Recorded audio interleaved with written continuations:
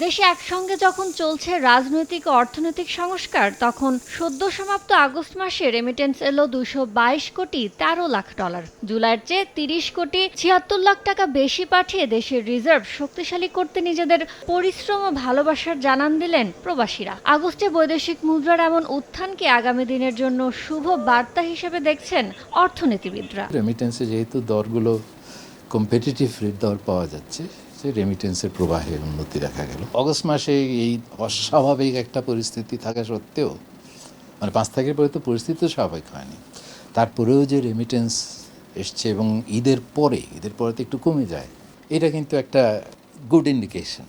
ডলারের দাম বেঁধে রাখার নীতি থেকে বের হওয়ার কারণেই বৈধ পথে বাড়ছে রেমিটেন্সের প্রবাহ। এমনটি জানিয়ে বৈদেশিক মুদ্রার যোগান বাড়াতে ডলার রেটকে প্রয়োজনে আরও বাজার ভিত্তিক করার তাগিদ দিচ্ছেন অর্থনীতিবিদরা।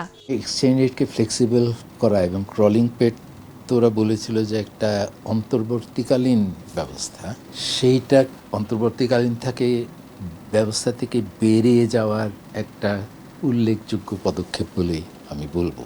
বাজারে সরবরাহ চাহিদার ভিত্তিতে যদি ব্যান্ডটা আরও ওয়াইডেন করতে হয়, আগামীতে সেটা করা লাগবে। কিন্তু আমার মনে হয় 120 টাকার যে দরটা এখন ঠিক করা হয়েছে, এটা বাজারের চেয়ে খুব বেশি দূরত্ব আছে বলে আমার মনে হয় না। বাংলাদেশ ব্যাংকের পরিসংখ্যান অনুযায়ী গেল অর্থবছরের শেষ 3 মাসে 200 কোটি ডলারের বেশি রেমিটেন্স আসার পর চলতি অর্থবছরের প্রথম মাস জুলাইয়ে তা নেমে আসে 191 কোটি 38 লাখ ডলারে। জুলাই মাসে বৈষম্য বিরোধী ছাত্র আন্দোলনের মুখে অনিশ্চয়তা চেপে বসেছিল প্রবাসীদের মনে।